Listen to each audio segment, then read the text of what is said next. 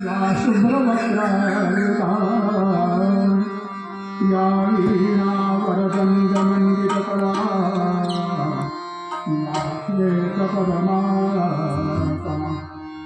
या ब्रह्माच्युतशङ्करप्रभृतिः देवैः सदा वन्दिता सा मां पातु सरस्वती भगवती विश्वेशजाड्यापः भरतकुलभाग्यकलिके भावरसानन्दपरिणता सारे जगदखिलमोहनकले जय जय रङ्गाधिदेवते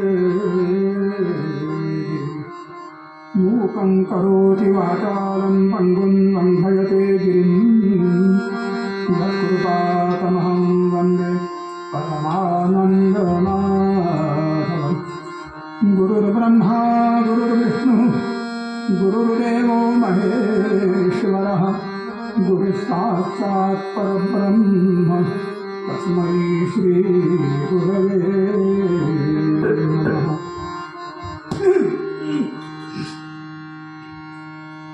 जय जय राम कृष्ण हरे राजा राम जय जय राम कृष्ण हरे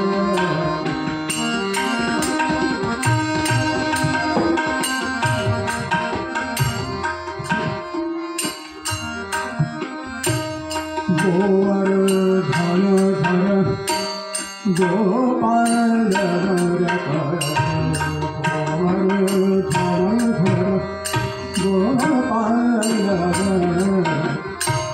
गोकुल संकट हार गोकुल संकट हार जय जय राम कृष्ण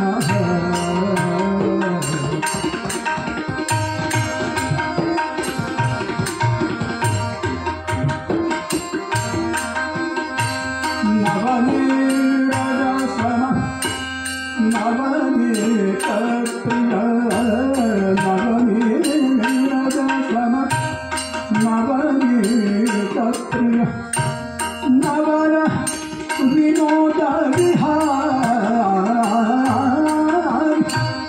नवर विनोद विहार जय जय राम कृष्ण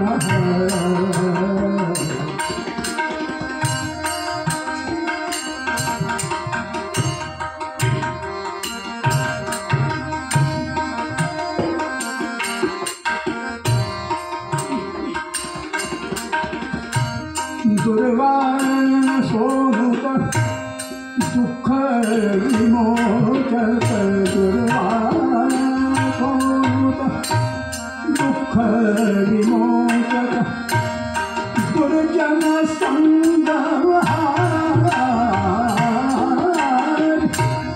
दुर्जन संगमहार जय जय राम कृष्ण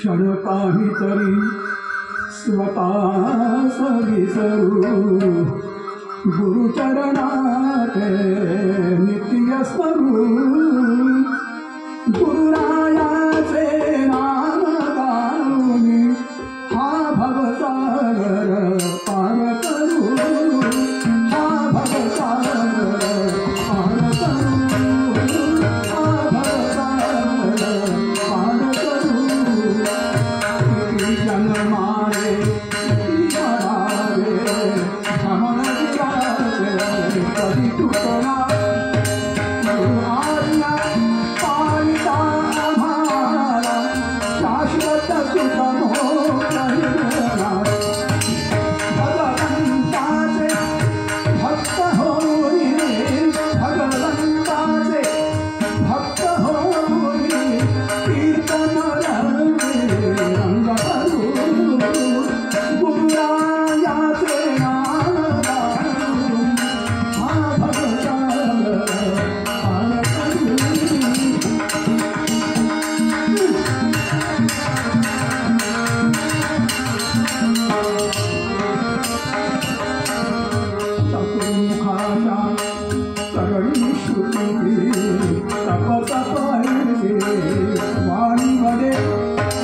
पंचविषय भोगुनी नरतन व्यर्थ जाण अशी जाणवले मानवी जीवन सार्थ कराया मानवी जीवन सार्थ कराया तापनार्थना तप आचरू गुरुनायाचे नाम गाऊन हा भवसागर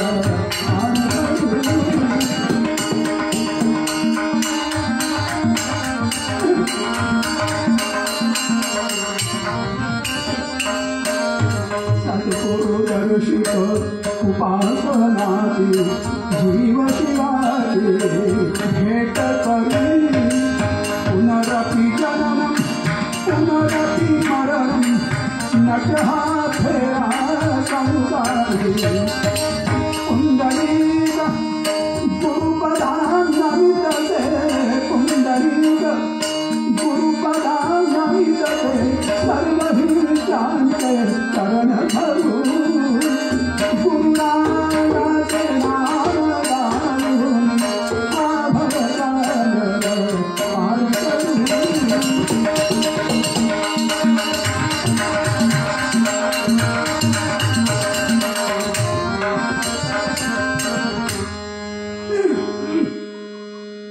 गुरु महाराज गुरु जय जय परब्रह्म सद्गुरु बोला गुरु महाराज गुरु जय जय परब्रह्म सद्गुरु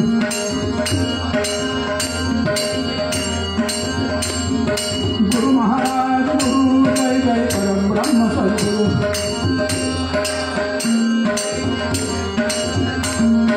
गुरु महाराज गुरु जय जय परब्रह्म सद्गुरु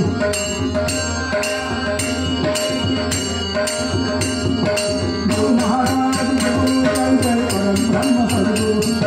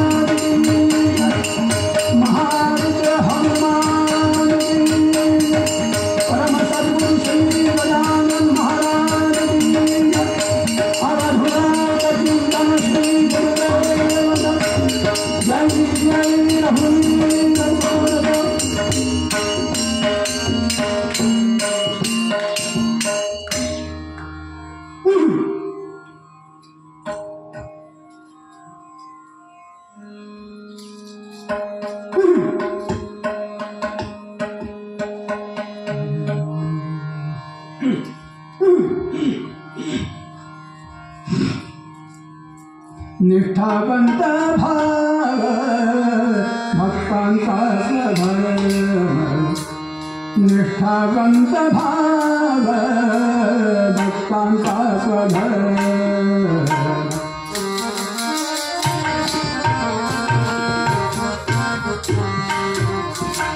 निष्ठावंत भाव भक्तांचा स्वधर्म निर्धार हे वर्म चुकोले निर्धार हे वर्म चुकोले निष्ठावंत भाव भक्तांचा स्वधर्म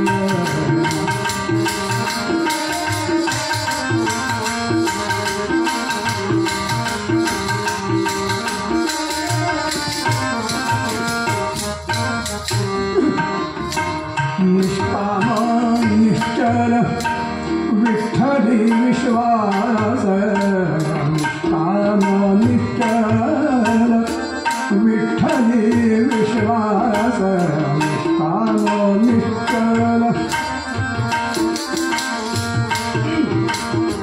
निष्काम निश्चल विठ्ठली विश्वास पाहू नये आस पाहू नये आस आनिकांचे निष्ठावंत भाव भक्तांचा स्वधर्म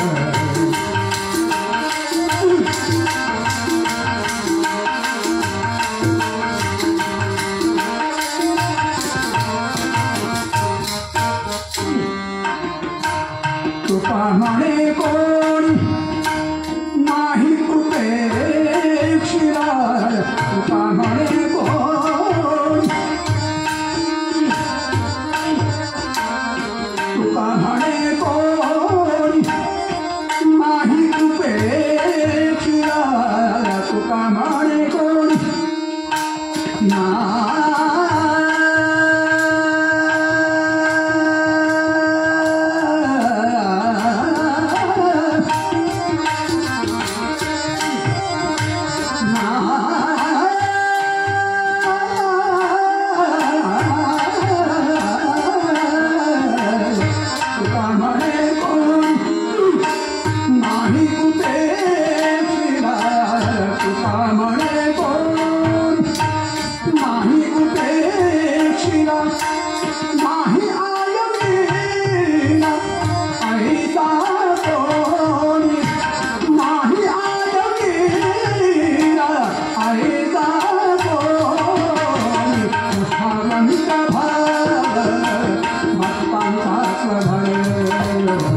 निष्ठावंत भाव भक्तांचा स्वधर्म निष्ठावंत भाव निष्ठावंत भाव निष्ठावंत भाव भक्तांचा स्वधर्म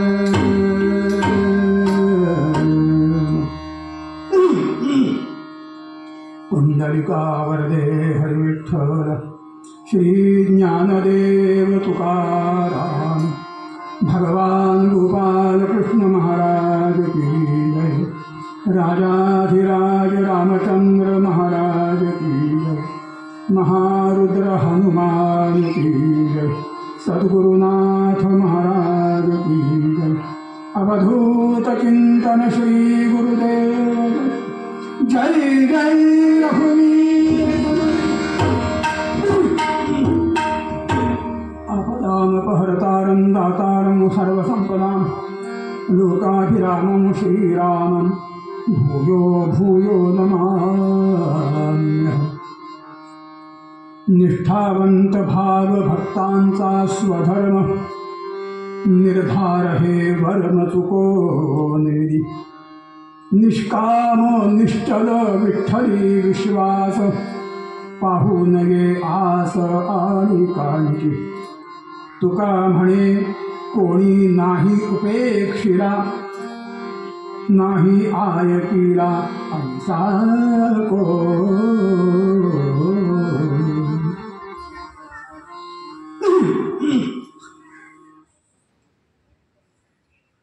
दिवस आहे होळी पौर्णिमेचा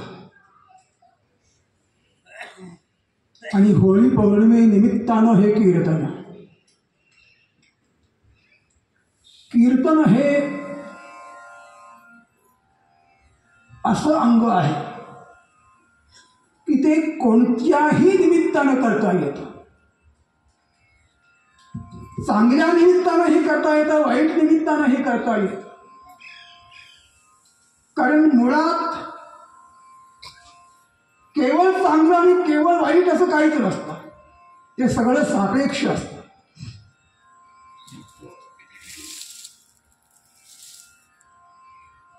आमचे नुकताच परिचय झालेले योगेशराव दिवाण त्यांनी मला फोन करून विचारलं, होळी पौर्णिमेनिमित्त कीर्तन करायचं आहे, याल का? म्हटलं काही हरकत नाही. हा योग योगेशरावांच्या मुळे आला.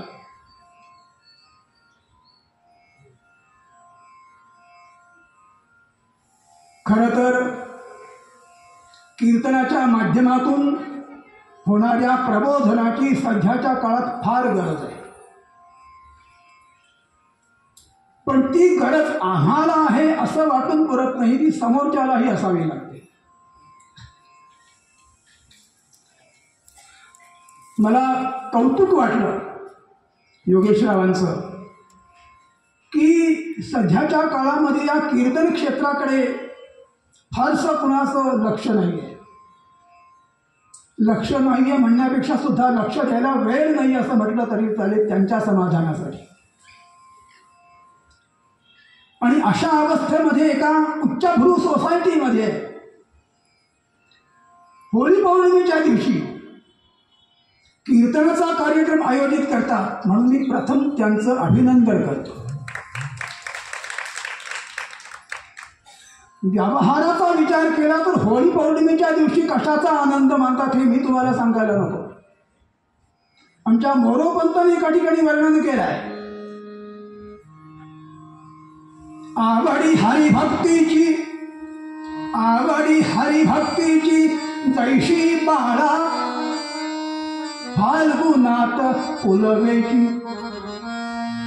हरिभक्तीची आवड कशी असावी याच्यासाठी मोरोपंतांनी उदाहरण कुणाचं दिलंय, या तरुण मुलांना फाल्गुन पौर्णिमेच्या दिवशी जशी आवड असते तशी आवड भगवंताच्या भजनाची असायला हवी. कौतुक आहे की मुळात होळी पौर्णिमेच्या दिवशी बोंब मारावी असं शास्त्र नाही. होळी पेटवल्यानंतर त्या होळीभोवती प्रदक्षिणा करून शंखध्वनी करावा एवढंच सांगितलेलं आहे. शंखध्वनी सांगितलंय. आपण त्या शंखध्वनीचा अर्थ बोंब मारणं असा करून टाकला. माणसाचं तेच वैशिष्ट्य आहे की माणसाच्या हातात दिलं की ते बिघडलंच पाहिजे. तुम्हाला माहिती आहे, पाऊस वरनं पडत असतो तोपर्यंत ते पाणी आदर्श पाणी असतं, त्याच्यासारखं दुसरं स्वच्छ पाणी नसतं. पण ते एकदा मनुष्याचा स्पर्श त्या पाण्याला झाला की त्या पाण्याचे गुणधर्म बदलतात. हे मनुष्याचं वैशिष्ट्य आहे.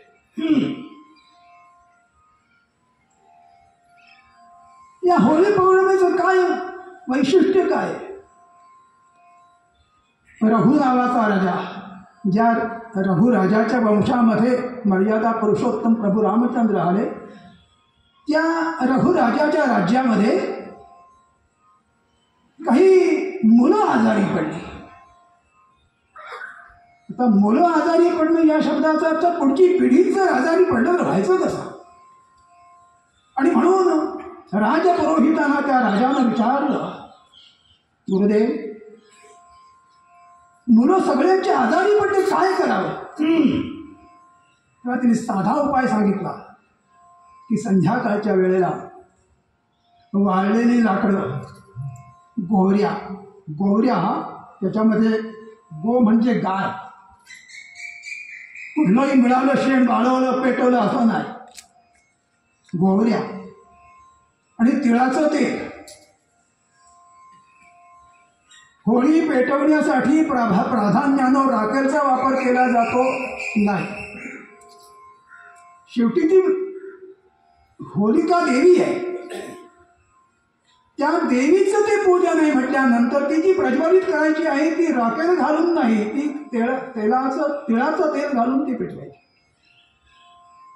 तिची मुलं आजारी पडत होती. ती का पडत होती तर त्यावेळेला झुंधा नावाची राक्षसीण होती. झुंधा नावाची राक्षसीण ती त्या मुलांना आजारी पडत होती आणि म्हणून त्यांनी उपाय विचारला होता आणि तो उपाय सांगितला गेला. एका अर्थाने ती अग्नी उपासनाच आहे. अशी त्या संध्याकाळी विशिष्ट वेळेला आत्ता सांगितल्याप्रमाणे ते सगळं साहित्य एकत्र करायचं आणि ती होळी प्रज्वलित करायची आणि त्या होळीचं जे राहिलेलं भस्म ते दुसऱ्या दिवशी सकाळी स्नान झाल्यानंतर मुलांच्या कपाळी लावायचं आणि असं त्या वेळेला ते केलं गेलं आणि त्या मुलांचा आजार बरा झाला. अशी एक पुराणामध्ये कथा आहे. आयुर्वेदाच्या दृष्टीने सुद्धा या होळीचं महत्व आहे. आता जो काळ संपला तो शीतकाळ होता, थंडीचा काळ होता. या थंडीच्या दिवसामध्ये प्राधान्यानं मनुष्याच्या शरीरामध्ये कफाचं आधिक्य प्रगट होतं, कफ वाढतो. त्या कफाचा नाश व्हावा यासाठी अशा पद्धतीनं या होळी पेटवून त्याचा जो धूर आहे तो धूर घशात घ्यायचा असतो. आता धूर जर घशात घ्यायचा असेल तर तो धूर प्रदूषित कसा चालेल, राखेलचा धूर कसा चालेल.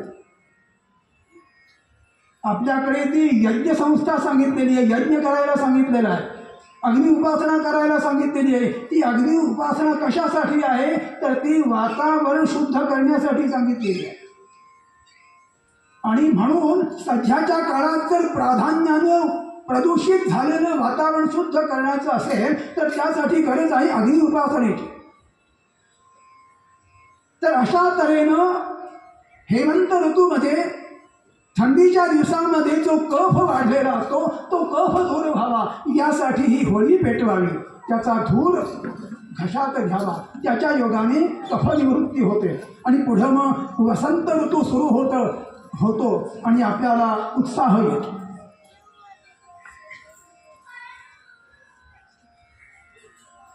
हे सगळं करण्याच्या पाठीमागं जर भाव नसेल, निष्ठा नसेल, श्रद्धा नसेल तर त्याचा काही उपयोग होतो.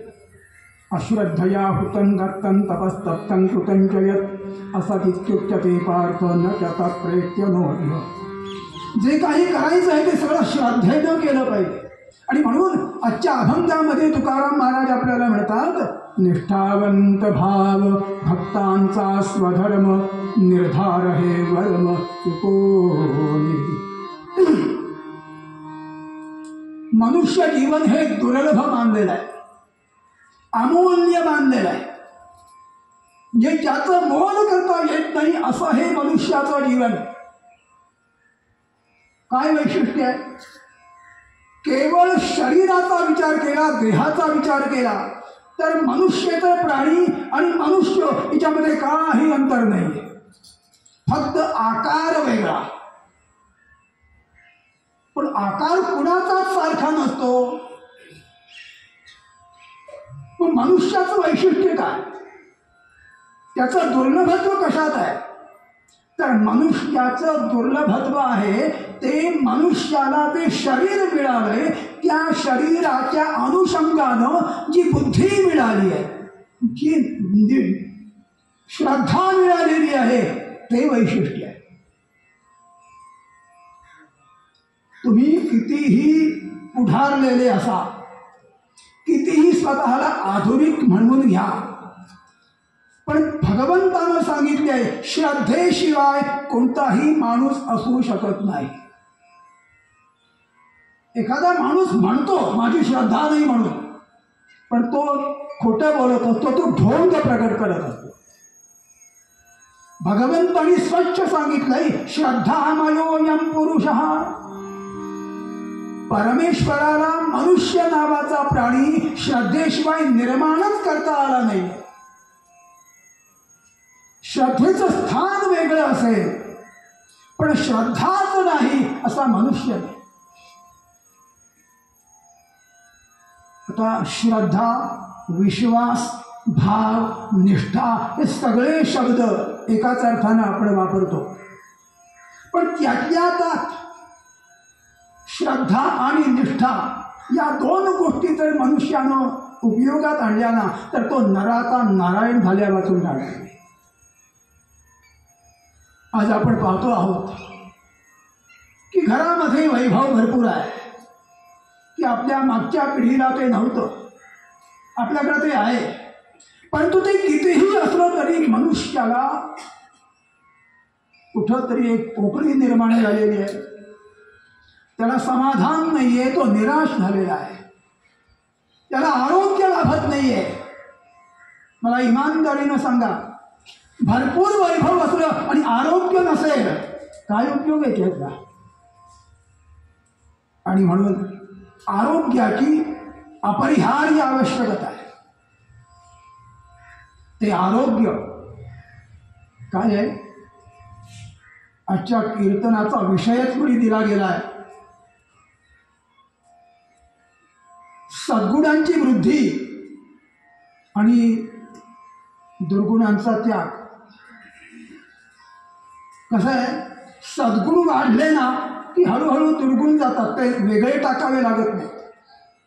आणि जर टाकायचेच असतील, मला सांगा ते कसे टाकणार हो? ते काय घेतलं आणि टाकलं असं टाकता येण्यासारखी वस्तू नाही. काही गोष्टी अशा असतात की त्या मनानं टाकाव्या लागतात. आपण आपल्यासाठी त्या होळीचा उपयोग करू शकतो. ती होळी पेटवली की आपल्या ठिकाणी जे दुर्गुण आहेत ना ते सगळे त्याच्यामध्ये मनानं टाकून द्यायचे, ते जळून जातील. पण ते जळून जाण्यासाठी, ते नाहीसे होण्यासाठी सद्गुणांची वाढ व्हायला हवी. आणि ही सद्गुणांची वाढ म्हणजे काय? मी आपल्याला सांगतो की सगळ्या प्राण्यामध्ये मनुष्य नावाचा प्राणी श्रेष्ठ मानला गेला. आता या श्रेष्ठत्वाचं गमक काय? या श्रेष्ठत्वाचं गमक आहे मनुष्याजवळ जी बुद्धी आहे, मनुष्याजवळ जे कर्म स्वातंत्र्य आहे, मनुष्याजवळ जी श्रद्धा आहे, ते त्या मनुष्याचं वैशिष्ट्य आहे. त्या वैशिष्ट्याच्या योगानं हा मनुष्य परमेश्वराला प्राप्त करून घेऊ शकतो. आणि परमेश्वराला प्राप्त करून घेण्यासाठी सर्वश्रेष्ठ साधन जर कोणतं असेल तर ते म्हणजे भगवंताचं नाम. मग तुम्हाला जे आवडेल ते, राम राम म्हणा, कृष्ण कृष्ण म्हणा, दत्त दत्त म्हणा, कोणतंही म्हणा, पण त्या नामस्मरणाच्या साधनेबरोबर अजून एका गोष्टीची आवश्यकता आहे आणि ती म्हणजे सदाचार. आपल्याला एक समर्थ रामदासांचा श्लोक पाठ येत असेल, प्रभाते मनी राम चिंतित जाला, पुढे वैखरी राम आधी वदाला, सदाचार हा थोर सांडून येतो, जगी तो चितो मानवी धन्य होतो. जय जय रघुवीर. समर्थ हे जे पुढचं आहे ना ते सगळं तुम्ही म्हणायचं असतं बरं का. ते कसं आहे, कदाचित आपण अशा तऱ्हेनं कीर्तन प्रथमच ऐकत असाल काही लोक, त्यामुळं आपल्याला फक्त टी व्हीवरचे किंवा मोबाईलवरचे कार्यक्रम बघण्याची सवय झालेली आहे. तिथं आपल्याला काहीच करायचं नसतं, ते झोपून सुद्धा पाहता येतात. एक काळ आपल्याकडे असा होता की कीर्तनाच्या सारख्या, प्रवचनासारख्या कार्यक्रमाला खुर्च्या उपलब्ध नसतच, सगळे खाली बसलेले असायचे. पण आता काय झालं, या आधुनिक युगामध्ये आपण इतकी प्रगती केलेली आहे की 20व्या वर्षाच्या माणसाला सुद्धा खाली बसता येत नाहीये. केवढी प्रगती आहे. 20 वर्षाचा मुलगा म्हणतो, गुरुजी तुम्ही पाटावर बसा, मी खुर्चीवर बसा, खाली बसता येत नाही. सगळं उभ्यानी, काय समजायचं ते समजा. सगळं उभ्याने करण्याची संस्कृती माणसाची नाहीये खरं म्हणजे. पण आता या प्रगत युगामध्ये ते सगळं आलेलं आहे. खरंच तुम्हाला जर आरोग्य हवं असेल ना, तर हे जे अलीकडचं काही काही आपण घरात आणलेलं आहे त्यातलं पहिले तर मला माहिती आहे ह्यातलं काहीही होणार नाही आहे, पण तर त्यांनी विषय दिला आहे त्यामुळे मला सांगायला हरकत नाही आहे. जे हिताचं नाही आहे ते टाकता आलं पाहिजे. मी शब्द वापरला हिताच्यासाठी. हित वेगळं आहे, सुख वेगळं आहे. सुख हे हितावह असतंच असं नाही, पण हित मात्र सुखकारक असू शकतं. त्यामुळं हित व्हावं असं जर वाटत असेल आणि जर पटत असेल, पटतं माणसाला, पण ते कितीही पटलं तरी आपण त्या सवयीपासून इतके दूर आलेलो आहोत की आता ते बदलणं अशक्य आहे, इथपर्यंत येऊन ठेवलेलो आहोत. पहिली गोष्ट आहे की घरातलं डायनिंग टेबल आणि खुर्ची बाहेर गेली पाहिजे. इथून सुरुवात करा. आपल्याला खाली बसून जेवता आलं पाहिजे.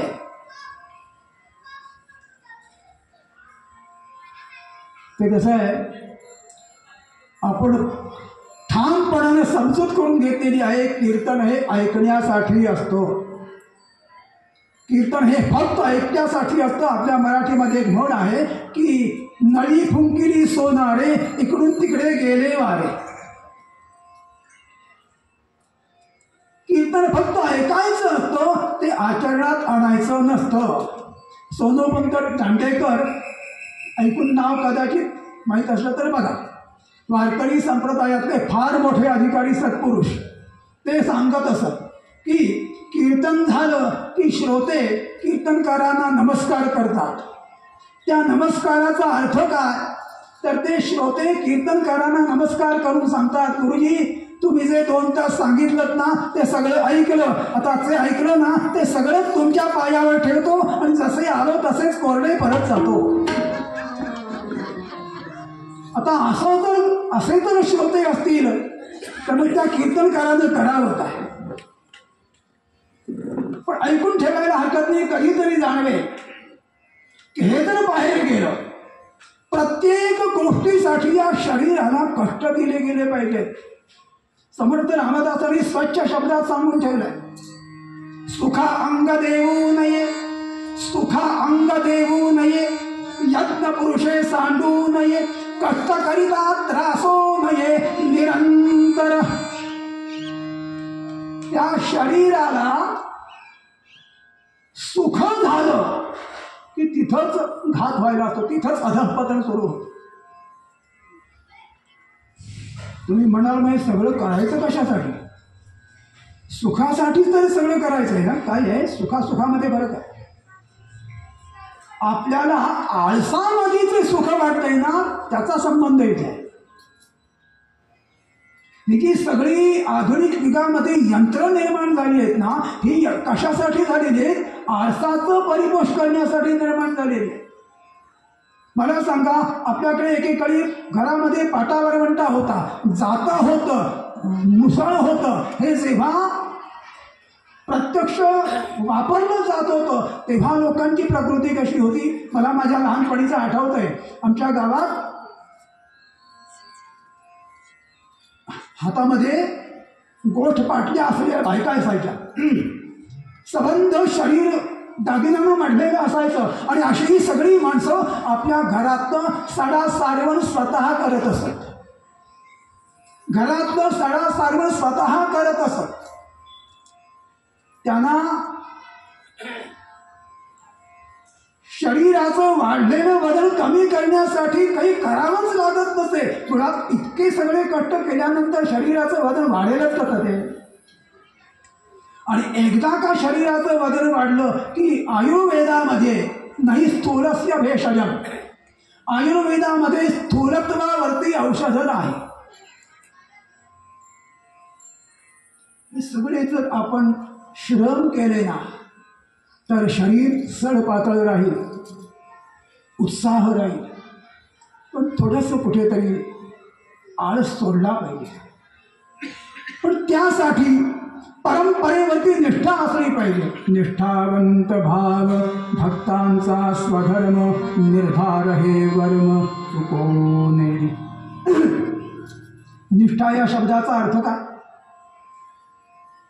कळेल की नाही माहीत नाही, पण निष्ठा या शब्दाचा अर्थ असा आहे, त्याची व्याख्या अशी आहे की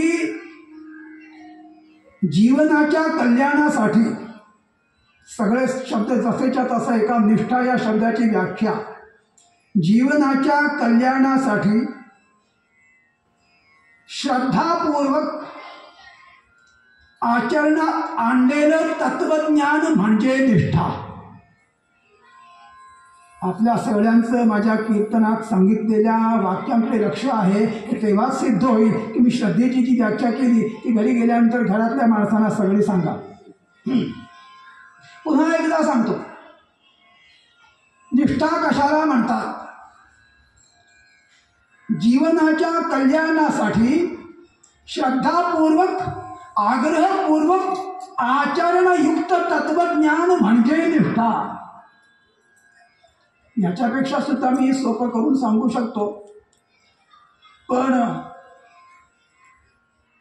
इतकं खाली यायची की आवश्यकता नाही आहे. थोडक्यात सांगायचं झालं तर संतांनी शास्त्रानं जे सांगितलंय ते तत्वज्ञान आचरणात श्रद्धापूर्वक आणणं म्हणजे निष्ठा.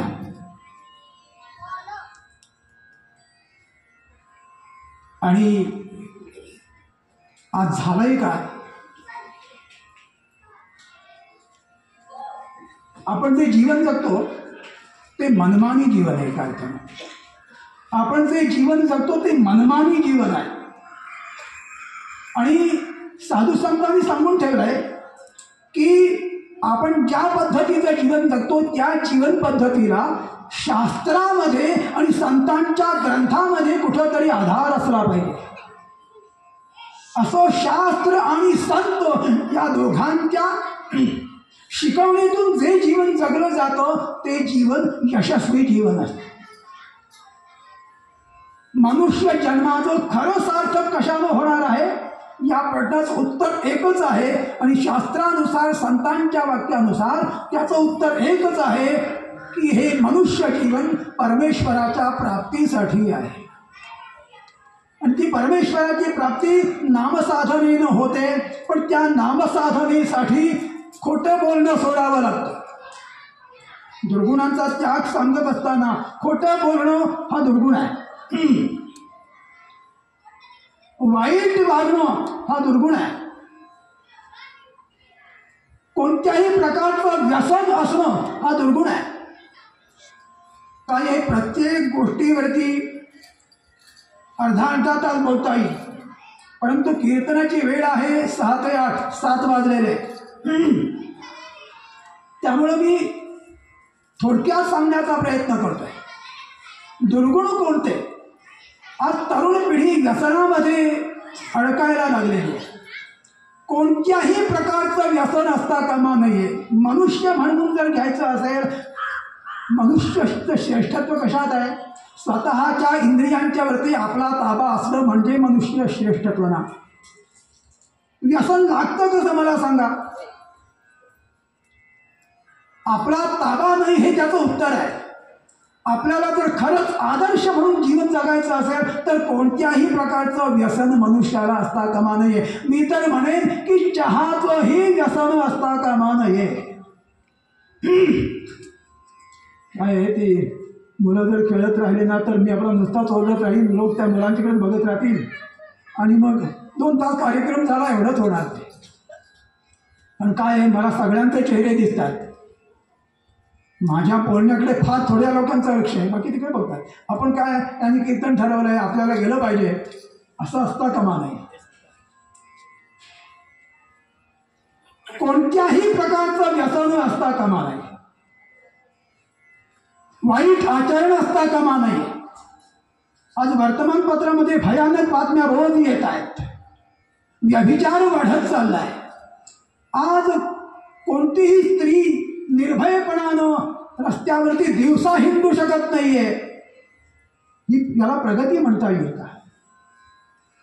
आज न्याय मिळत नाहीये आणि मिळाला तो इतक्या उशिरा मिळतो. त्या न्यायदानामध्येच अशी एक संकल्पना आहे की न्यायाला उशीर करणं म्हणजे न्याय नाकारणं आहे. आता ही जर त्याची व्याख्या असेल तर न्यायाधीशच जर लवकर न्याय देत नसतील तर दोष कुणाचा आहे? मला आपल्याला सांगायचं एवढंच आहे की कोणत्याही प्रकारचं व्यसन असू नये आणि हे सगळे संस्कार आई वडिलांनी मुलांच्यावरती करायचे असतात. लवकर उठलं पाहिजे, लवकर झोपलं पाहिजे. उठण्याची वेळ कोणती? उठण्याची वेळ आहे सूर्योदयापूर्वी. मला काही लोक, गुरुजी तुम्ही किती वाजता उठता? म्हटलं 4 वाजता उठतो. हा म्हणजे ब्राह्ममुहूर्तावर उठता. तो शब्द त्याला कुठेतरी माहिती असतो ऐकलेला. ब्राह्ममुहूर्त म्हणजे केव्हाचा ते माहीत नसतं. ब्राह्ममुहूर्त म्हणजे सूर्योदयापूर्वी 2 तास. सूर्योदयापूर्वी 2 तास ब्रह्ममुहूर्त आहे. हा काय माझ्यासाठी नाही आहे, सगळ्या भारतीय लोकांच्यासाठी आहे. आदर्श मनुष्य म्हणून जर आपल्याला जीवन जगायचं असेल तर त्यासाठी सगळं मी आपल्याला सांगतो. लवकर उठलं पाहिजे, आपलं भोजन पवित्र असलं पाहिजे. तर काय काय सांगणार? ह्या खरं म्हणजे सांगण्याच्या गोष्टी नाही आहेत, पण आता तसं झालंय. मला सांगा, आपल्या घरी देव आहेत की नाही? त्या देवाची पूजा करता की नाही? त्या देवाची पूजा झाल्यानंतर रोज नैवेद्य दाखवता की नाही? तो नैवेद्य दाखवता म्हणजे काय? दुधाचा नैवेद्य दाखवत असा. आपण जो दुपारी जेवण जेवतो ना, त्याचाही नैवेद्य देवाला दाखवायचा असतो. देवाला दाखवल्याशिवाय घ्यायचं नसतं. यात करोषि यत अश्नासी यत जुषोषि यत जजासी यत तपस्यासी कौतेय तत् कुरुष्व मदर्पणम. जे जे काही तुम्ही करता ते मला अर्पण करा आणि नंतर मग त्याचा उपभोग घ्या, म्हणजे तो प्रसाद मिळतो आपल्याला. आणि मला इमानदारीने सांगा, दुपारच्या वेळचं वेळेवर जेवण किती लोकांच्या घरी होतं? किती प्रश्न विचारू. दुपारच्या वेळेवर जेवण किती लोकांच्याकडे होतं? दुपारच्या वेळचं जेवण घरातली स्त्री किती लोकांच्या घरी करते? दुपारच्या वेळी जे जेवण होतं त्याचा किती लोकांच्या घरी नैवेद्य दाखवला जातो? सगळ्या प्रश्नांची उत्तरं जर नकारार्थी असतील तर मला सांगा, भवितव्य काय?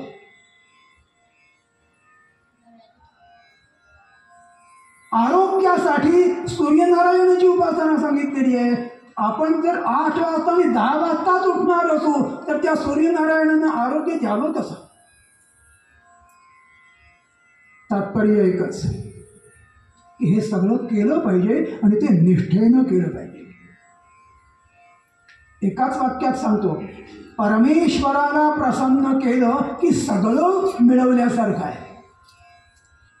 एक पंडित होते, युनिव्हर्सिटीनं डिलीट पदवी दिली होती. आणि असे ते पंडित एकदा कोकणात जायचा योग आला. पावसाचे दिवस होते, प्रचंड पाऊस होता, नदीला भरपूर पाणी होतं, पलीकडे जायचं होतं. सुदैवानं नाव होती, नावाडीही होता. ते पंडित बसले त्या नावेमध्ये निघाले. आता ते होते पंडित.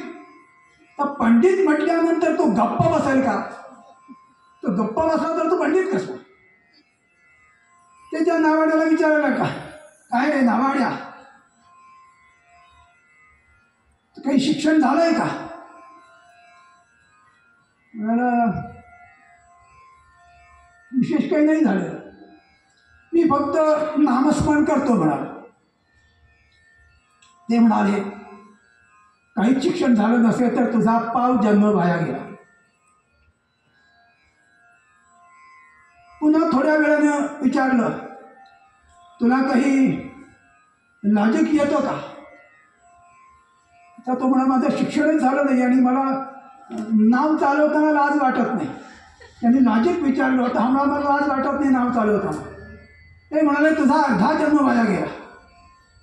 थोड्या वेळा अजून त्यांनी एक प्रश्न विचारला, काय रे, काही फिलॉसॉफीचा अभ्यास केलायस का? तर म्हणाला, बिळं साफ करण्याचा अभ्यास केलाय, पण फिलॉसॉफी काय म्हणतात ती मला माहीत नाही. तो नावाड्याला ते पंडित म्हणाले, तुझा पाऊण जन्म वाया गेला.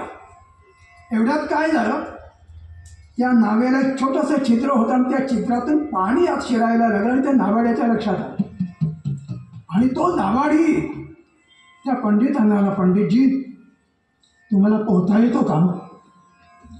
ते म्हणाले तेवढंच येत नाही. मग तो नावाडी म्हणाला तुमचा सगळा जन्म वाया गेला, पण आता हे सगळं पाणी आता या नावेमध्ये शिरणार आहे आणि तुम्ही आणि मला पोहता येत मी चालेल, तुम्ही आता बुडणार म्हणाल. सगळं आलं. आणि जर परमेश्वराशी आपला काही संबंध नसेल, हरे रंध्री पद्मे मनश्चेन्न रग्नं ततः किं ततः किं ततः किं ततः किं, बाकी काहीही नसलं तरी चालेल, पण सदाचारानं वागावं आणि भरपूर नामस्मरण करावं. किती नामस्मरण करावं याला मर्यादा नाही. पैसे किती मिळवावेत याला मर्यादा आहे, पण ती आपण सोडून दिलेली आहे. म्हणजे आपण म्हणण्यापेक्षा राज्यकर्त्यांनी. पण नामस्मरणाला मात्र मर्यादा नाही. निष्ठा ठेवा, श्रद्धा ठेवा, कारण शेवटी श्रद्धावान लभते ज्ञान. निष्ठेनं श्रद्धेनं नामस्मरण केलं आणि ज्याला सामान्यतः सदाचार मानलं जातं, तो सदाचारच आपल्या जीवनामध्ये असेल. म्हणजे काय? आपण संसार करतो ना, तो संसार न्यायनीतीला धरून करावा. आपण जे पैसे मिळवतो ते अन्यायानं मिळवू नये एवढी सामान्य अपेक्षा शास्त्राची आणि संतांची आहे.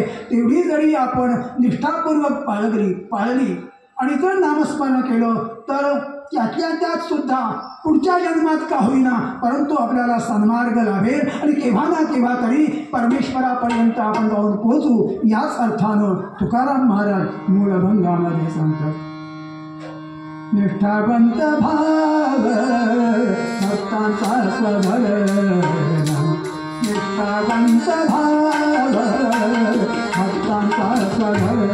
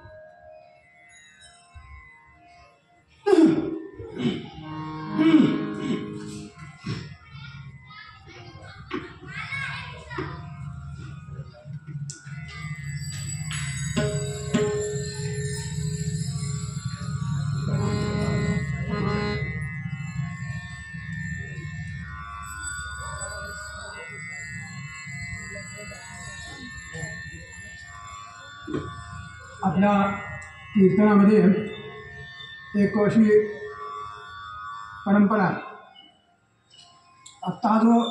आत्तापर्यंत जे कीर्तन झालं त्याला पूर्वरंग म्हणतात आणि पूर्वरंगानंतर आता उत्तरंग होईल. त्यामध्ये एखादं छोटंसं गाणं म्हणण्याची पद्धत आहे. ते प्राजक्ताताई वधे म्हणून आलेले आहेत, त्या उत्तम गायिका आहेत, त्यांनी एक छोटंसं गाणं म्हणावं अशी या लोकांची इच्छा आहे.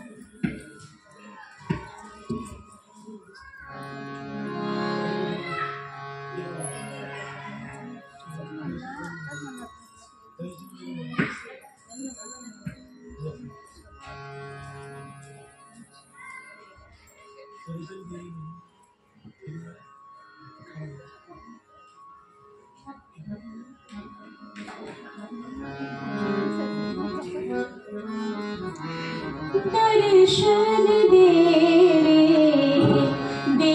भगवंता, दर्शन दे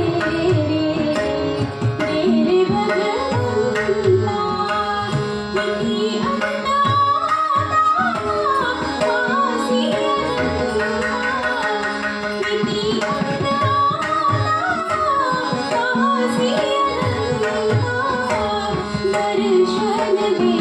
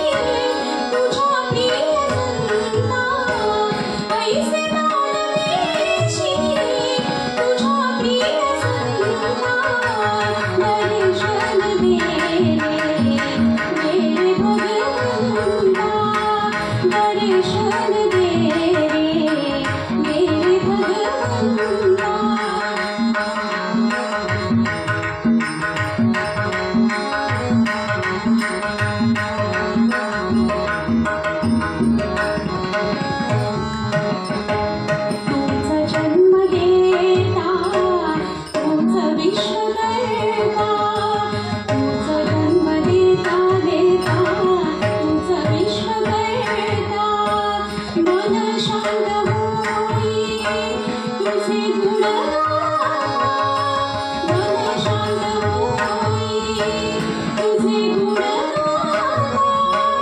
हीच एक आशा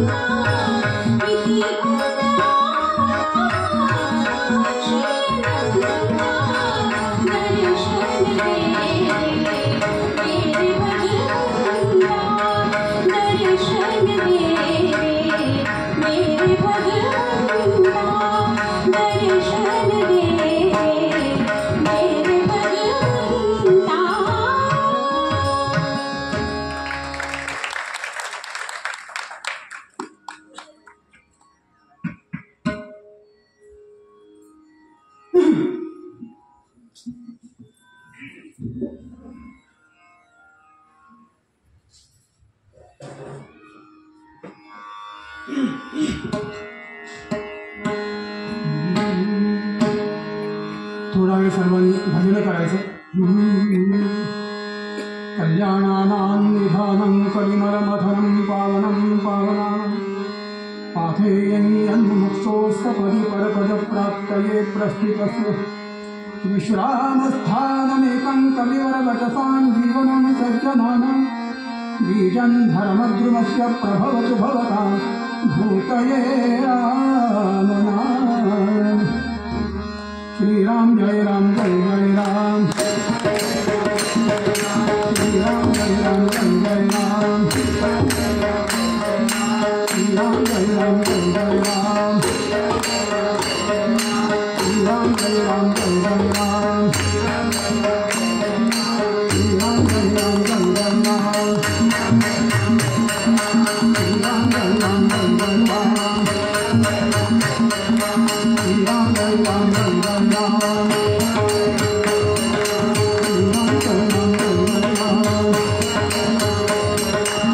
राजाधिराज रामचंद्र महाराज की जय जय रघुवीर.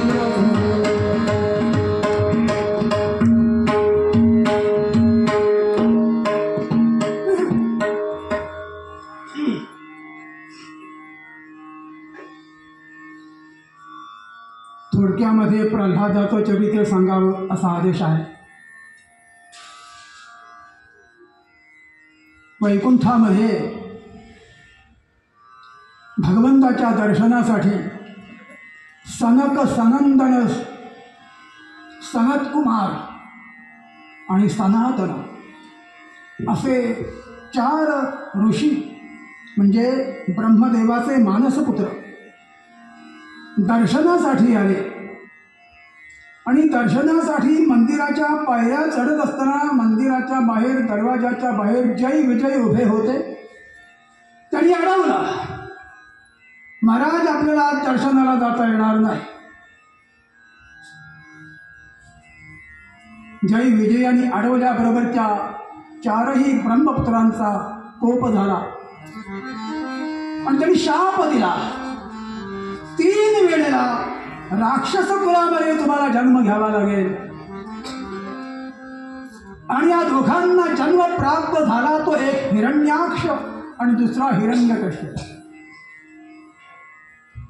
त्यापेक्षा हिरण्याक्षाचा वध वराहावतार धारण करून भगवंतानं केला आणि आपल्या भावाला मारून टाकलं हे हिरण्यकश्यपूच्या लक्षात आल्याबरोबर हिरण्यकश्यपूनं विचार केला की ज्यानं आपल्या भावाला मारलं त्याला मारून टाकीन तरच मी त्याचा भाऊ म्हणून घेईन. असं म्हणून या हिरण्यकश्यपूनं ब्रह्मदेवाची आराधना करायला सुरुवात केली. लक्षात घेण्यासारखी गोष्ट आहे. एकेकाळी राक्षस सुद्धा तपश्चर्या करत असत. राक्षस सुद्धा तपश्चर्या करत असत. आज मनुष्यही करत नाही. ब्रह्मदेवाय नमः. ब्रह्मदेवाय नमः.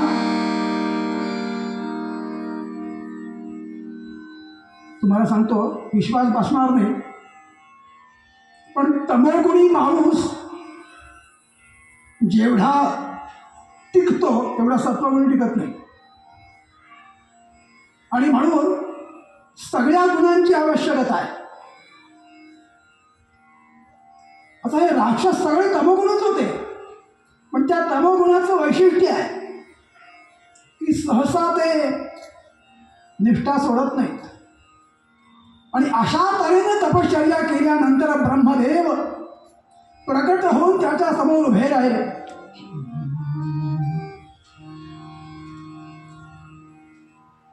प्रसन्नोस्मी वरं ब्रूहि.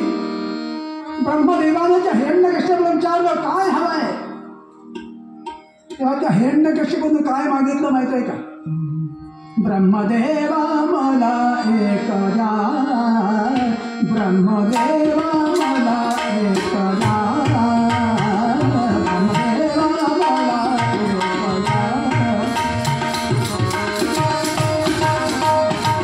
द्या.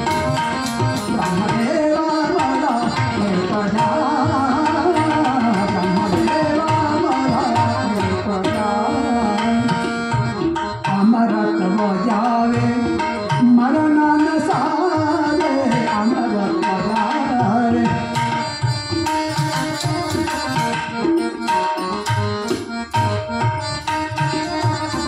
अमरत बजावे मरणान सारे अमरत बजावे मरणान सारे चिरंजीव भाले हरि आपदा चिरंजीव भाले हरि आपदा देव मला एकदा ब्रह्मदेव मला एकदा ब्रह्मदेव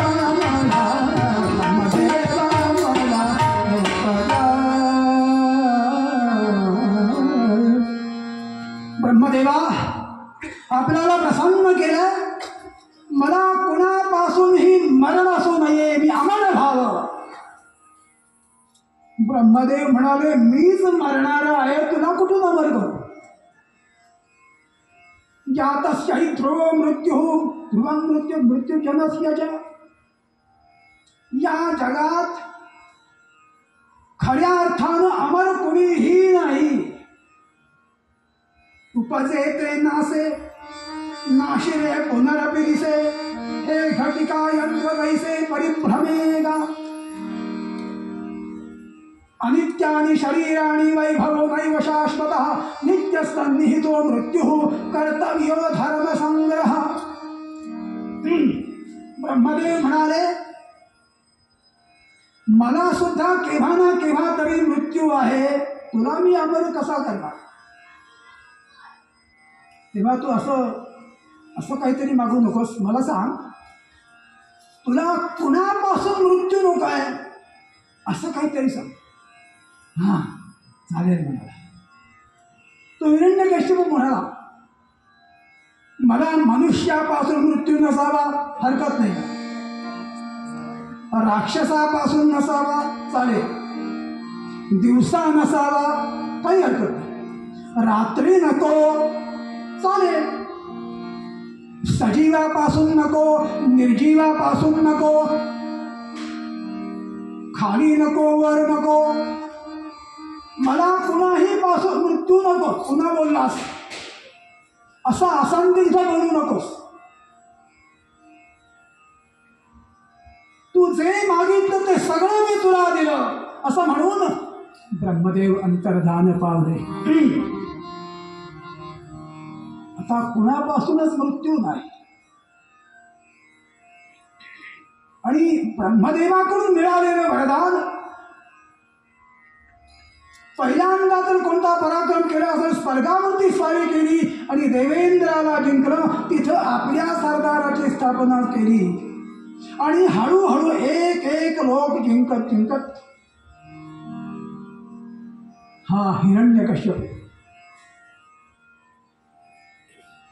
आता म्हणाला मला त्या माझ्या भावाला ज्या विष्णूनं मारलं त्याचा मला वध करायचा आहे तो मला सापडत नाहीये माझ्या ठिकाणी प्रचंड शक्ती आहे पण तो समोर येत नाहीये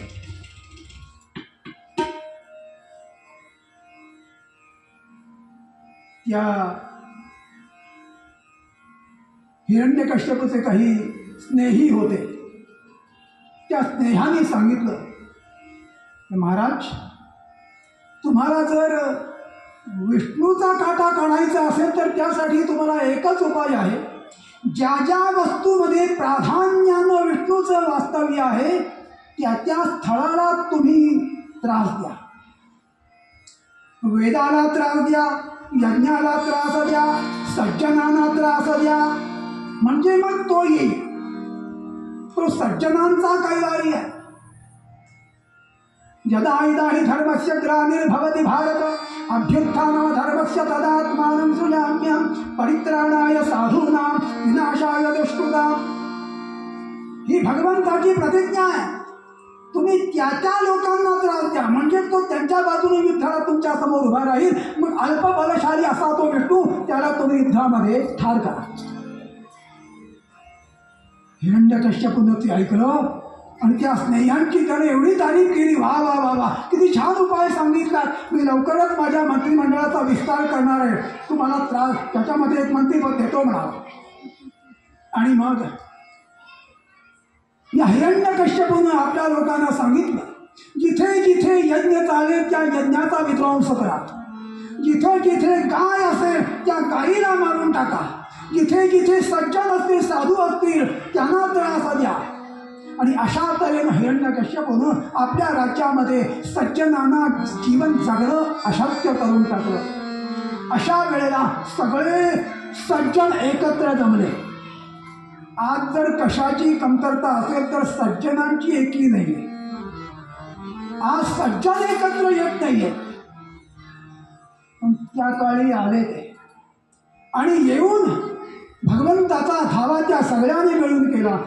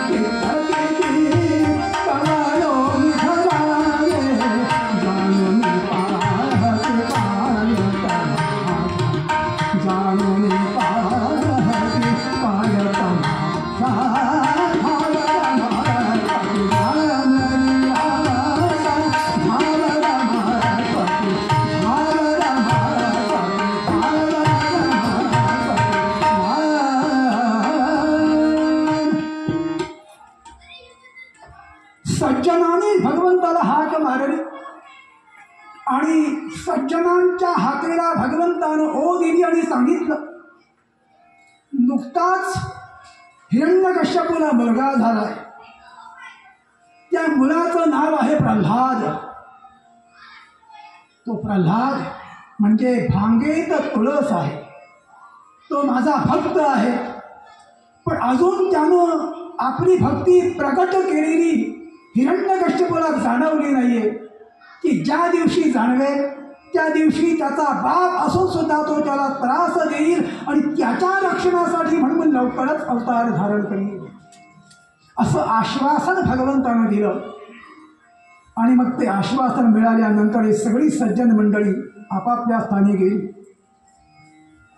आणि हा हिरण्यकश्यपूला प्रल्हाद नावाचा झालेला मुलगा 5 वर्षाचा झाला आणि त्याला शिकवण्यासाठी एक शंखावर्क नावाचे गुरुजी ठेवले.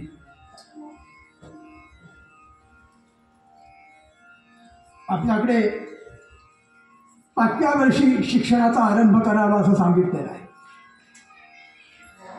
आणि आपल्या लहानपणी म्हणजे माझ्या वयाचं गृहीत धरून बोलतोय, आमच्या लहानपणी शिक्षणाचा आरंभ श्री गणेशाय नमः ओम नमः सिद्धम असं होत असे. आता कसा होतो माहीत नाही, असं काहीतरी ऐकू नये मी. गम भन रस तळ, काय काय शब्द आहे, काय आरंभ आहे, कोणाच्या डोक्यातली कल्पना कोणाच ठेव.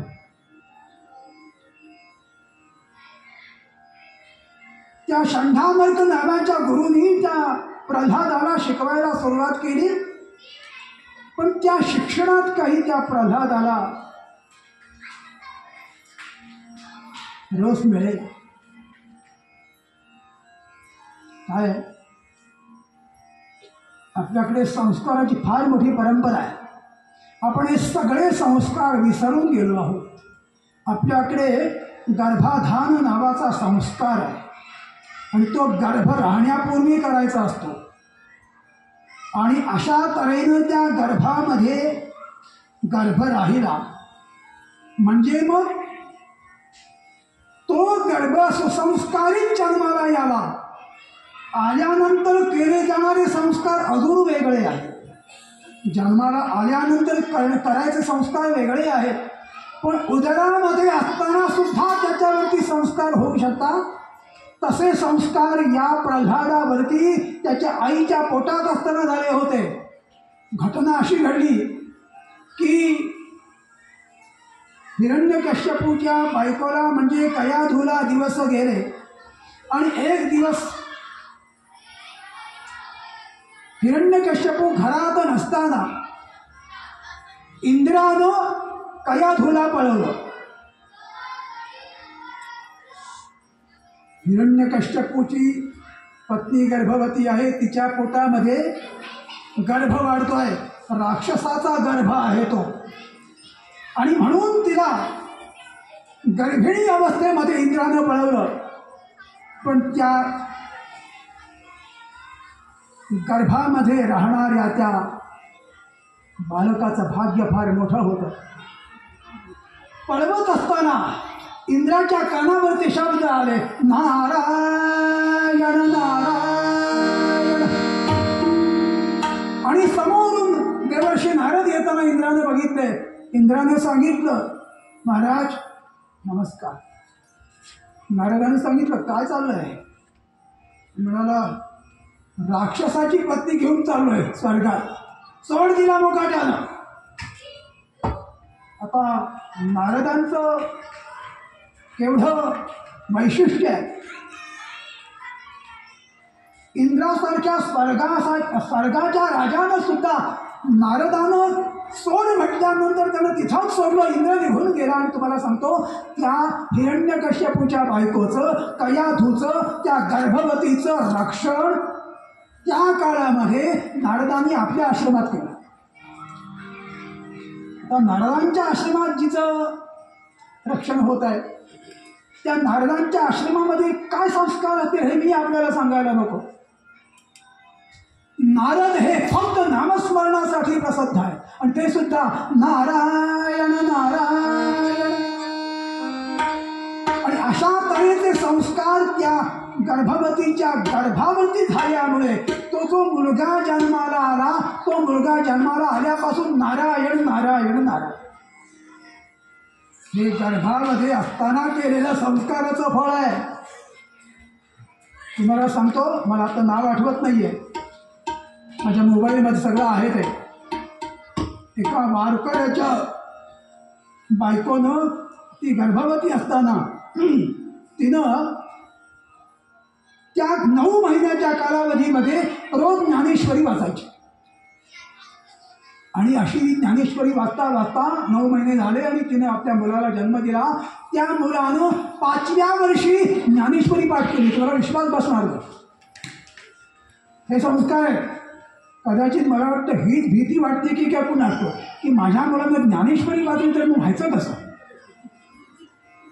मग तो इकडे कसा शिकायला जाईल, अमेरिकेत कसा जाईल, अशी भीती असल्यामुळे आपण ह्या संस्कारापासून दूर झालो की काय माहीत नाही मला. हा मुलगा जन्माला आला, त्याला शिकवण्यासाठी गुरुजी ठेवले, पण तो या व्यवहारातलं शिक्षण काही शिकेच ना.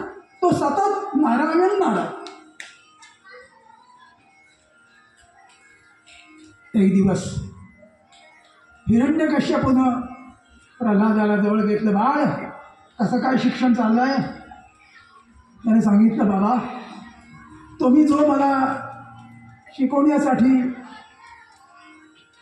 जे गुरुजी ठेवले आहेत ते मला पाहिजे तसं शिक्षण देतच नाही. मला माझ्या जीवनाचं सार्थक करून घ्यायचं, आणि मला माझ्या जीवनाचं सार्थक करून घ्यायचं असेल तर मला परमेश्वराच्या नामस्मरणापासून दुसरं काहीही करायचं नाही आहे. हे ऐकल्याबरोबर तो हिरण्यकश्यपू घाबरलाच. अरे, ज्याला मी मारण्यासाठी टपून बसलोय तो माझा वैरी, आणि त्याचं हा भजन करणार आहे. माझ्या पोटी जन्माला आलेला मुलगा, काय करायचं? शेवटी अहंकार असा भयानक असतो की तो पोटच्या मुलाकडे सुद्धा दुर्लक्ष करतो. त्यानं आपल्या काही लोकांना बोलावून सांगितलं की या माझ्या मुलाला जास्तीत जास्त प्रयत्न करून या नामस्मरणापासून बाजूला करा आणि जर तो झालाच नाही तर माझा मुलगा म्हणून त्याची गय करू नका, त्याला ठार करून टाका. वडील आपल्या मुलाच्या संदर्भात सांगतायत राक्षस वडील आहे.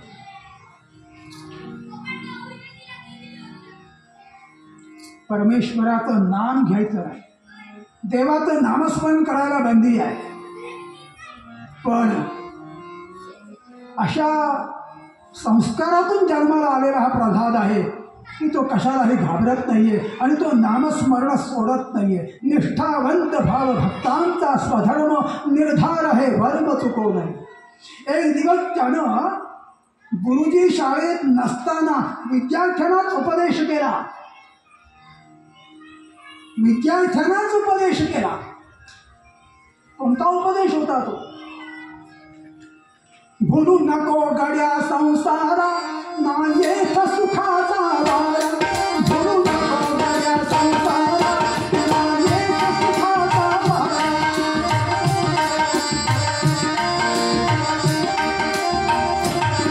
मानिसी जया तू बोत ते वैर तुझे साक्षात. मानिसी जया तू बोत ते वैर तुझे साक्षात. ढकलून मोह पाशात तुझा फिरवितील कर करा. ढकलून मोह पाशात तुझा फिरवितील कर करा.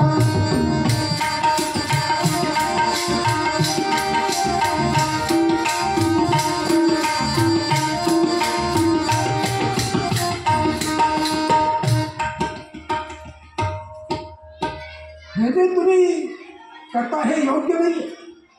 मनुष्य जन्म वारंवार मिळत नसतो. या सगळ्या मायेच्या वातावरणामध्ये तुम्ही रंगून जाऊ नका. ढकलोनी मोह पाशात तुझा फिरवितील कर करा. खऱ्या अर्थानं आपला फक्त परमेश्वरच खरा असतो, बाकी कोणी कुणाचं नसतं. त्या राक्षसांच्या मुलांना सुद्धा आश्चर्य वाटलं, या काय बोलतोय. पण ते प्रल्हादाच्या मुखातले शब्द होते. ते शब्द ऐकल्यानंतर ती मुलं सुद्धा त्यांचं परिवर्तन झालं. आणि परिवर्तन झाल्यानंतर त्या मुलांच्या सह या प्रल्हादानं त्या शाळेमध्ये भजन करायला सुरुवात केली.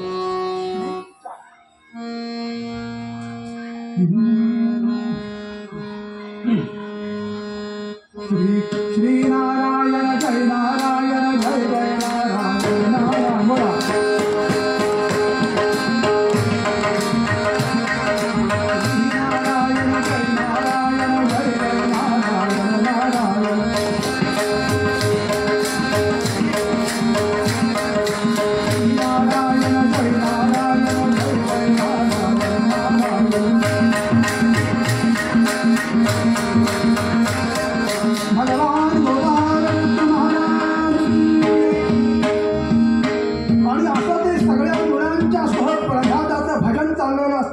त्या ठिकाणी गुरुजी आले आणि त्यांनी बघितलं सगळे भजन करतात शाळेमध्ये आणि भजन. शाळेमध्ये आणि भजन. तुम्हाला आश्चर्य वाटेल, सोनोपंत दांडेकर पहिल्या दिवशी शाळेत शिकवायला आले. तर सोनोपंत दांडेकर म्हणजे अस्सल हिंदू. अस्सल हिंदू एवढ्या एकाच शब्दात त्यांचं वर्णन येतं.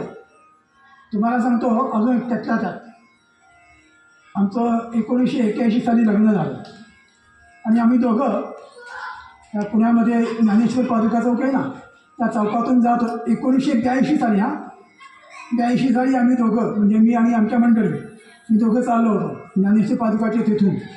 आणि 2-4 कॉलेजातली मुलं चालली होती आणि त्यांनी आमच्या दोघांच्याकडे बघितलं त्या नववारीत. आणि आमचा हा असाच कायम वेश असतो बरं का. मी कीर्तनापुरतं हे नेसत नाही, माझं कायम तेच असतं. हा अस्सल हिंदू वेश आहे बरं का. हा अस्सल भारतीय वेश आहे.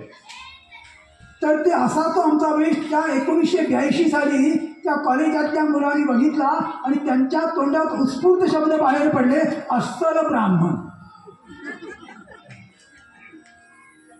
मला अभिमान वाटला त्या मुलांचा सुद्धा, म्हणजे त्या कॉलेजातल्या मुलांना सुद्धा त्या काळापर्यंत तरी अस्सल हिंदू अस्सल ब्राह्मण काय होतं ते माहीत होतं. आता माहीत आहे की माहिती नाही. तर मी सांगत होतो आपल्याला, ते सोनोपंत दांडेकर पहिल्या दिवशी त्या कॉलेजमध्ये शिकवायला आले. ते कसे आले? धोतर, पदरा आणि पापागोट. ते आल्याबरोबर कॉलेजातलीच मुलं ती हो. सोनोपंत दांडेकर येण्यापूर्वीची ती मुलं होती त्या कॉलेजमध्ये. आल्याबरोबर त्याने पुंडलिका वरदे हा श्री ज्ञानदेव पंढरीनाथ महाराज, हे जे त्यांनी स्वागत केलं होतं ते की आदरानं केलेलं नव्हतं. ते सोनोपंत दांडेकरांची थट्टा करण्यासाठी केलेलं होतं. पण ते सोनोपंत दांडेकर होते. ते म्हणाले, मला बघितल्यानंतर तुम्हाला हे म्हणावं लागलं, याच्यातच मी तुम्हाला जिंकायला मिळाले. आणि माझा म्हणायचा अभिमान आहे, मी हे स्वागत समजतो म्हणाले. आणि सोनोपंत दांडेकर म्हणजे काय सांगू आपल्याला, ते जेव्हा गेले, ते ज्या दिवशी गेले त्या दिवशी पुण्यापासून आळंदीपर्यंत, म्हणजे आळंदी ते पुण्यापर्यंत एवढी रांग लागलेली होती. किती माणसं असतील कल्पना करा. शेवटचा माणूस त्या रांगेतला पुण्यात होता आणि पहिला माणूस आळंदीत होता. एवढे हे सोनोपंत दांडेकर श्रेष्ठ होते. हे सगळंच बदलत चाललं आहे. आता आपण फक्त जन्मानं हिंदू आहोत. बाकी आपली आता मराठी भाषेला अभिजात दर्जा मिळाला आहे, पण आम्हाला बोलताच येत नाही आहे मराठी. त्याचं काय? मला इमानदारीनं सांगा, 10 मिनिटं एकही इंग्रजी शब्द न वापरताना मराठी बोलायला सांगितलं, बोलू शकणारे किती आहेत? जाऊ द्या, त्याच्यातच वेळ घालवण्यात अर्थ नाही.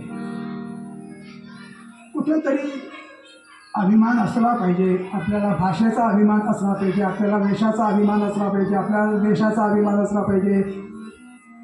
मला इमानदारीनं सांगा, शिवाजी राजांचा पुतळा बसवला आणि मिरवणूक काढली म्हणजे काय होतं तेवढं मला सांगा. मिरवणूक काढली आणि पुतळा बसवला म्हणजे काय होतं? असं कुणालाही वाटत नाही की आपण स्वतः शिवाजी राजांच्या प्रमाणे वागावं, असं कुणालाच का वाटत नाही. शिवाजी राजांच्या जीवनामध्ये त्यांनी कुणाचाही पुतळा बसवल्याची इतिहासात नोंद राहील. आईचा पुतळा बसवला नाही, गुरुदेवांचा रामदासांचा बसवला नाही, कुणाचाही बसवला नाही. पण म्हणजे त्यांना काही जाधवची कोंडदेवांच्या बद्दल अभिमान नव्हता काय? समर्थ रामदासांच्या बद्दल आदर नव्हता काय? आईच्या विषयी पूज्य भावना नव्हती काय? ते आदर्श शिष्य होते, आदर्श पुत्र होते, आदर्श देशभक्त होते. त्यांनी स्वतःच्या वर्तनातून ते दाखवलंय. पण आज आम्ही फक्त या थोरा पुरुषांची फक्त मिरवणूक काढतो आणि पुतळे बसवतो. याच्यापेक्षा आपण अधिक काही करू. प्रल्हाद मुलांनाही नामस्मरण शिकवू लागला आणि मुलंही त्याच्याबरोबर नामस्मरण करायला लागली. आणि आता मात्र या हिरण्यकश्यपूनं ठरवलं, आता याला जिवंत ठेवायचा नाही. आणि मग त्या हिरण्यकश्यपूची एक बहीण होती बरं का. त्या बहिणीने एक वरदान प्राप्त करून घेतलेलं होतं. अग्नीची उपासना करून त्या अग्नीकडून तिने असं वस्त्र घेतलं होतं की ते वस्त्र अग्नी जाळू शकत नसे. ते वस्त्र अग्नी जाळू शकत नसे. तेव्हा त्या हिरण्यकश्यपूच्या बहिणीनं हिरण्यकश्यपूला सांगितलं, असं कर, तुला तुझ्या मुलाला ठार मारायचं आहे ना, तरी बहीण झाली का? भावाच्या मुलाला ठार मारण्यासाठी मदत करणारी बहीण, तर ती राक्षसाची पेंडी तशीच असतात. तिने सांगितलं, अग्निनारायणाच्या कृपेने मला एक वस्त्र मिळालंय, ते मी पांघरल्यानंतर मला अग्नी काही करू शकणार नाही. मी पूर्णपणाने त्या वस्त्रात लपेटून घेते आणि त्या प्रल्हादाला माझ्या मांडीवर घेते आणि माझ्या भोवती तू लाकडं गोऱ्या काय तर रच आणि पेटवून दे. तुझा मुलगा जळून मरेल आणि मी सुरक्षित राहील. हिरण्यकश्यपूला ती युक्ती आवडली आणि आता इथं जसं हे रचना केलेली आहे ना तशी इकडे कुठल्याही करू नका इथे इथे तशी ती रचना केली आणि मध्ये त्या वस्त्र पांघरलेल्या हिरण्यकश्यपूच्या बहिणीला बसवलं. तिने त्या प्रल्हादाला आपल्या मांडीवरती घेतलं आणि हिरण्यकश्यपूने ते पेटवून दिलं. तुकाराम महाराजांनी वर्णन केलंय. तुकाराम महाराजांनी वर्णन केलंय. अग्निकुंड माझी ज्योतीला प्रल्हाद, अग्निकुंड माझी ज्योतीला प्रल्हाद,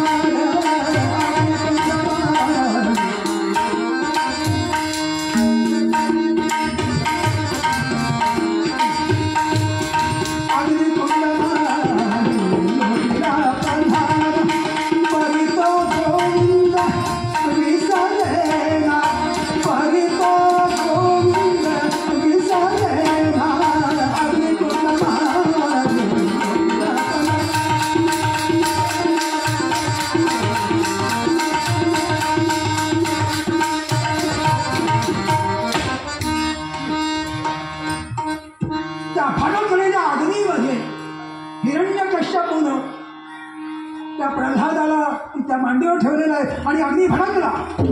होळी पेटली. ही जी घटना घडली ना ती आजच्या दिवसाची घटना आहे बरं का. ही जी घटना घडलेली आहे ती आजच्या दिवशी घडलेली घटना आहे आणि म्हणून त्याचं स्मरण म्हणून ही होळी पेटवली जाते. पण आज आपण होळी पेटवताना हे करतो तिथं प्रल्हादानं काय केलं. श्रीराम जय राम जय राम,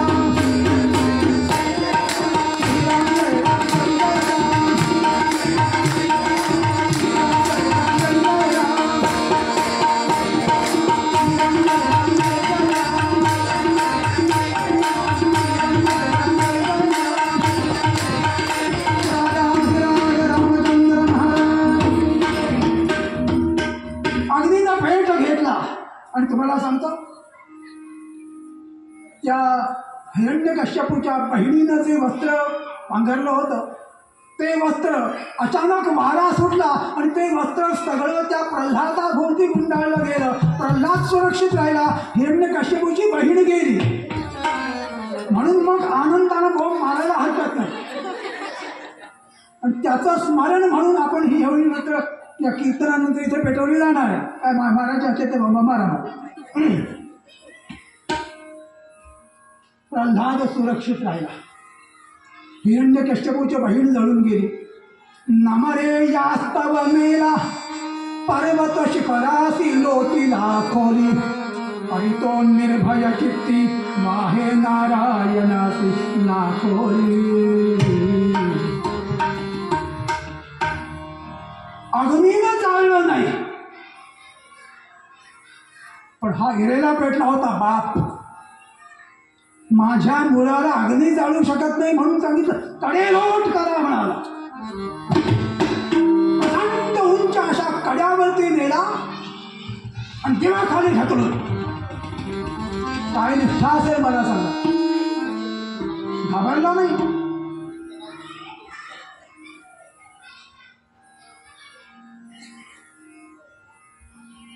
प्रल्हाद घाबरला नाही.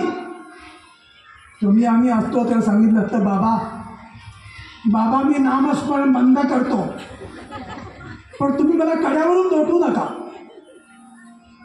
पण प्रल्हादानं सांगितलं तुम्हाला काय करायचंय ते करा पण मी माझ्या नारायण नामस्मरणाला सोडणार नाही. याला निष्ठा म्हणतात. निष्ठावंत भाव भक्तांचा स्वधर्म निर्धार हे वर्ण चुकवले. आणि त्या कड्यावरून लोटल्यानंतर तो प्रल्हाद एखाद्या कापसाचा पुंजका जसा हळुवारपणानं खाली आला तसा अलगदपणानं खाली आला. भगवान नारायण खाली उभेच होते हो. त्यांनी आपल्या हातामध्ये त्याला घेतला.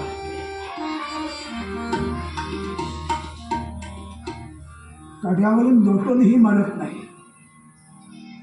उकळत्या तेलाच्या कढईत टाकला. तेल गार झालं.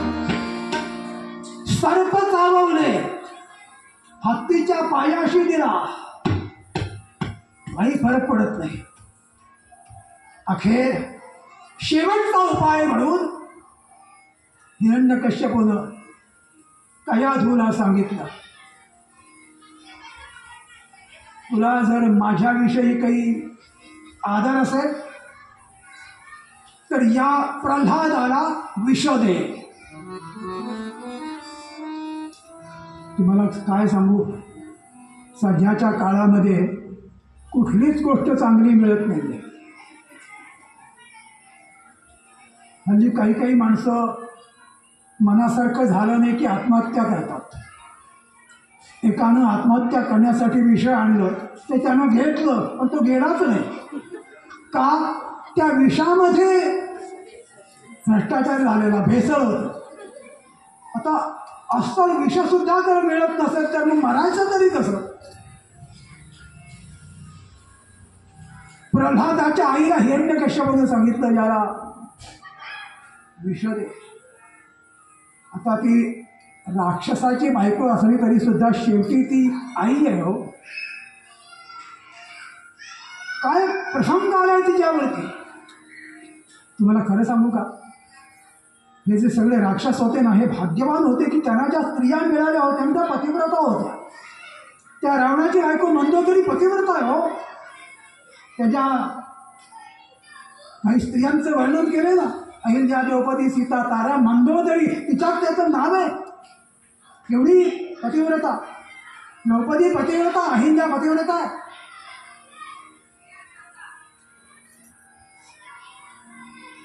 तिनं त्या प्रल्हादाला जवळ घेतलं सांगितलं, बाळ नामस्मरण नाही केलंस तर नाही चालणार काय? ते ऐकल्यानंतर तो प्रल्हाद म्हणाला, आई तू सांगतेस मला हे? आई तू ज्यांच्या आश्रमात होतीस त्या देवर्षी नारदांच्या आश्रमात तू असतानाच माझ्यावरती, तुझ्या पोटात हे सगळे संस्कार माझ्यावरती झाले आणि म्हणून मी जन्मताच भगवंताचं नामस्मरण करायला लागलो आणि केवळ मला वडील ठार मारतात म्हणून मी नामस्मरण सोडू? केव्हा ना केव्हा तरी मरणारच आहोत ना आई.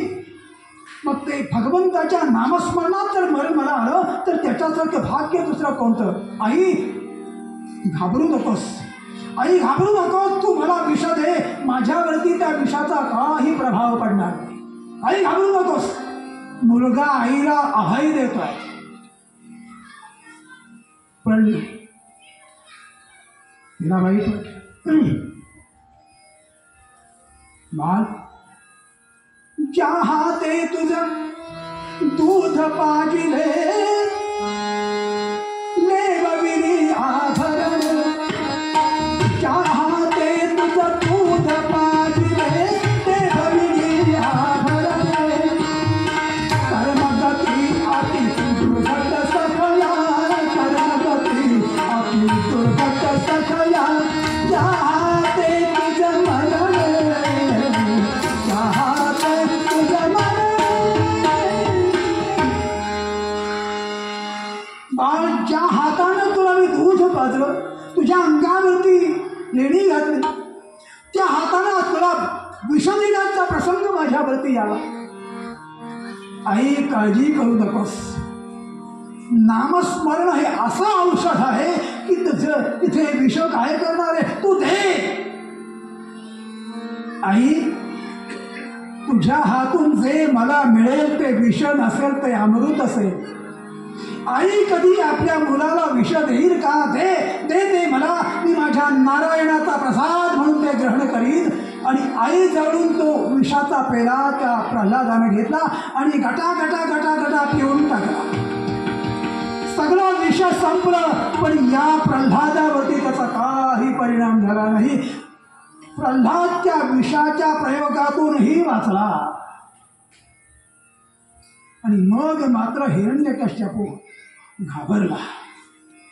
हा म्हणाला, माझ्या भावाला मारणारा जो तो याचं रक्षण करतोय. आणि म्हणून त्यानं प्रल्हादाला विचारलं, अरे तुला तो तारणारा कुठं आहे मला सांग बरं. प्रल्हाद म्हणाला, बाबा काय विचारताय? कुठं आहे? तो कुठं नाही, तो तो कुठं नाही असं मला सांगा ना. सर्वत्र अस्ति सदा अस्ति किं बहुगिरा त्वयि अस्ति मयि अस्ति च. बघा तो भगवान नारायण नाही असं ठिकाणच नाहीये. मत्तः परतरं नास्ति किंचित् अस्ति विदन्य. माझ्याशिवाय म्हणजे परमेश्वराच्या वास्तव्याशिवाय या जगामध्ये एक कणही अस्तित्वात नाही. स्थिरचर व्यापुनी अवघा तो जगदात्मा दशांगुळी उतरा. हे ऐकल्याबरोबर त्या हिरण्यकश्यपूनं भर दरबारामध्ये खांब होता, त्या खांबाकडे निर्देश करून विचारलं, या खांबामध्ये तो आहे का? बाबा असा काय प्रश्न विचारताय? आपण म्हणाल तिथे तो आहे, किंबहुना मला तर तो दिसायलाच लागलाय. मला तर असं वाटायला लागलंय की तो इथं आपला दिसणार आहे. आणि एवढ्यात कानावरती आवाज येऊ लागला, गुरुर गुरुर गुरुर असा तो आवाज यायला लागला. आणि प्रल्हादाच्या लक्षात आलं की आज माझा भगवान मला दिसला. आणि म्हणून प्रल्हादाच्या आनंदाला पारावार नव्हता. हिरण्यकश्यप विचारत होता, या खांबात आहे का? ही प्रल्हादानं ठामपणानं सांगितलं, होय बाबा या खांबातही आहे. आणि मग त्या हिरण्यकश्यपूनं काय केलं? खांबावरी मूठ मारली दुर्जन शंभी नारायण प्रगटला. त्या खांबातून भगवान नृसिंह नारायण प्रगट झाले. भगवान नृसिंह महाराज की श्री नारायण जय नारायण जय जय नारायण नारायण.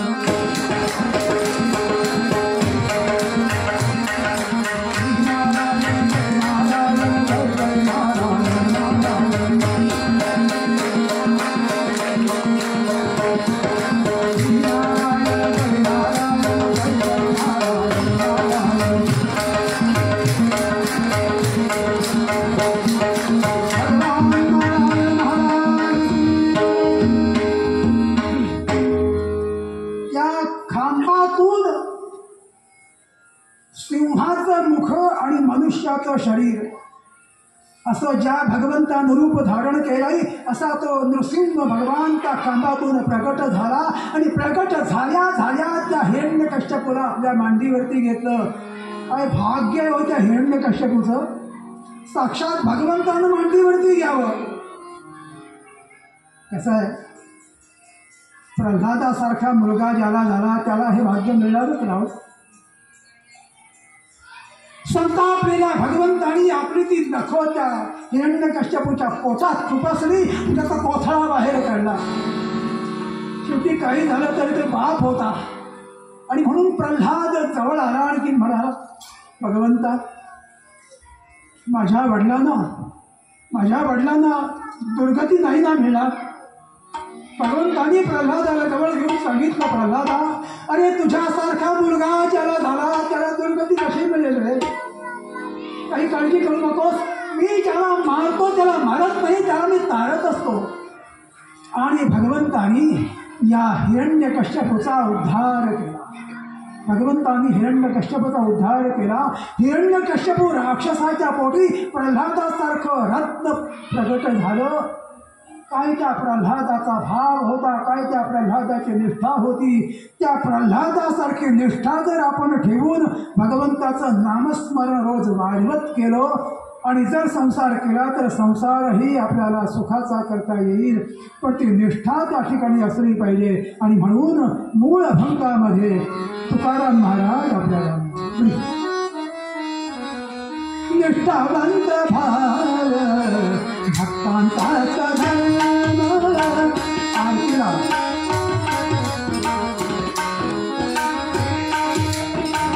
निष्ठावंत भाव भक्तांचा धर्म.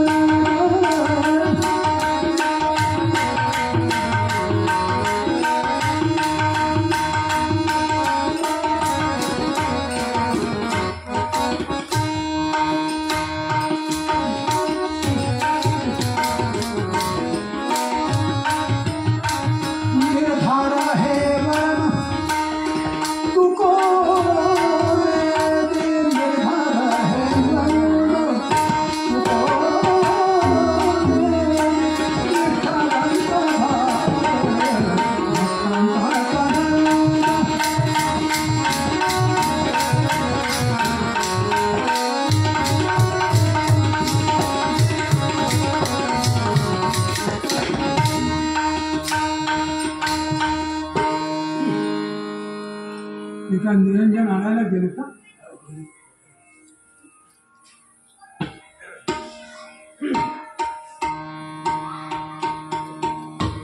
आजची झालेली कीर्तन सेवा भगवंताच्या चरणी आपण अर्पण करूया. आज आम्हाला या ठिकाणी साथीदार उत्तम मिळाले आणि आज दोघेही साथीदार रंगात आले होते. त्यामुळं उत्कृष्ट अशा तऱ्हेची त्यांच्या साथीमुळं झालेली ही माझ्या दृष्टीनं अल्पशी सेवा भगवंताच्या चरणी अर्पण करूया आणि त्या परमेश्वराजवळ एकच मागणं मागूया. हे मागणं मागून झालं की आज नारदांची आरती आपण म्हणणार आहोत, कारण नारदांची आरती सहसा उडी म्हटलीच जात नाही.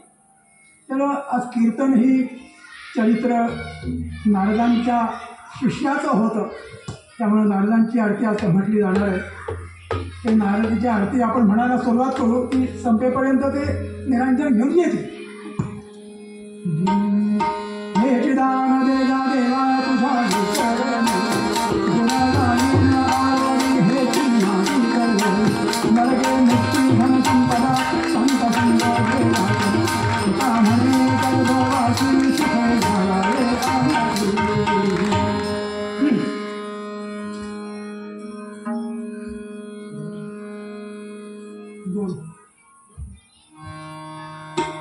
नारदांची आरती कोणाला म्हणायची असेल माझ्याबरोबर तर घ्या, आणि ते जे तिथले तेलाचा दिवा आहे ना, तो दिवा घेऊन उभे राहिला तरी चालेल. तो दिवा घ्या आणि उभे राहा. ते आल्यानंतर मग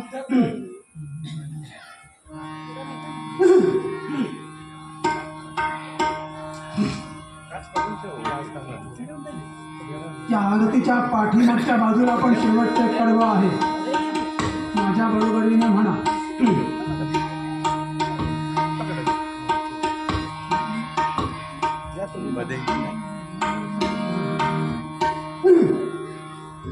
आरती ऋषी नारदांचे करू देव ऋषी मुनिवरा, आरती ऋषी नारदांचे करू देव ऋषी मुनिवरा, आज कीर्तना प्रगट केले तत्वनासी, सुंदर भक्ती सूत रचिले साधका साधमहे, लीलानाद ऐकलीला बलिया राम कृष्णलीला, असा हा पूर्व एक आलेख नको संघर्ष पाळला, आज्ञा